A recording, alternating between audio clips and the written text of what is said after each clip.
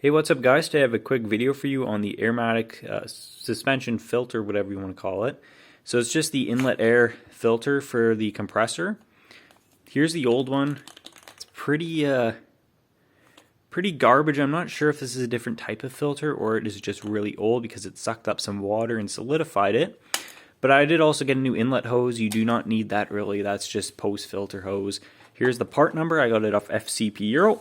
So this is a W219 CLS55. It might be the same on the newer cars or the E55s, but I'm going to show you how to get at it. You do not need to do all this work. I just had it off anyways, so I'll show you how you probably are going to have to get it. So for this job, you're going to need a set of pliers. I'm just using these needle nose. You're going to need a 10 mil for the inner fender liner bolts. There's just the little plastic screws, just zip them off, and then obviously that's pretty much all for that.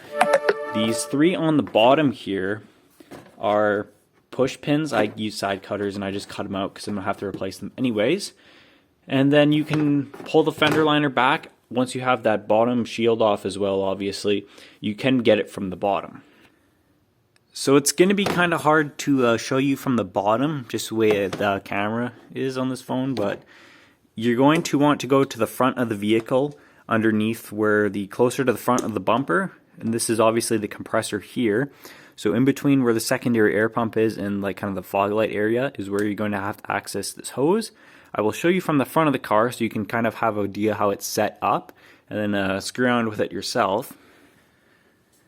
So basically how it's put in is there is the inlet thing here.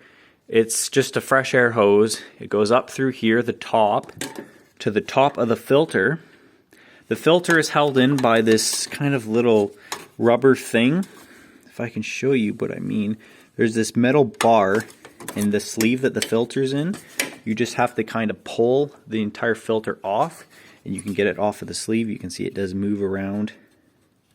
But yeah, I just want to take off that top hose clamp and the bottom hose clamp. Here is the thing there. It's that long plastic hose that comes off that compressor.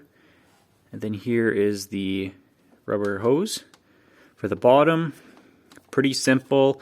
The hardest part's going to be getting it out. You can probably pull it off of this thing here, or you might be able to just pull the filter out and do it that way.